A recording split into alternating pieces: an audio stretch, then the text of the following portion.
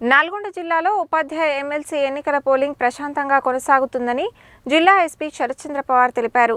ఎలాంటి అవాంఛనీయ సంఘటనలు చోటు చేసుకోకుండా గట్టి బందోబస్తు ఏర్పాటు చేశామని తెలిపారు.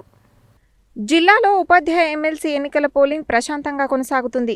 గురువారం నల్గొండ పట్టణ కేంద్రంలోని ఎన్జీ కళాశాల పోలింగ్ కేంద్రాన్ని జిల్లా ఎస్పీ శరత్చంద్ర పవార్ పరిశీలించారు. ఈ సందర్భంగా ఆయన మాట్లాడుతూ వరంగల్, ఖమ్మం, నల్గొండ ఉపాధ్యాయ ఎమ్మెల్సీ ఎన్నికల పోలింగ్ ప్రశాంతంగా కొనసాగుతుందని, ఎలాంటి అవాంఛనీయ సంఘటనలు చోటు చేసుకోకుండా పోలింగ్ కేంద్రాల వద్ద 144 సెక్షన్ అమలు చేస్తున్నామని చెప్పారు.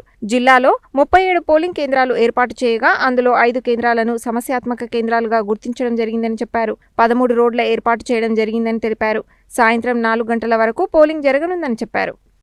అందరికీ నమస్కారం. ఇవాళ ఎలక్షన్ రోజు ఐ విజిటెడ్ ఎన్జీ కాలేజ్ అండి. ఇక్కడ అంతా పీస్ఫుల్గా అవుతున్నది.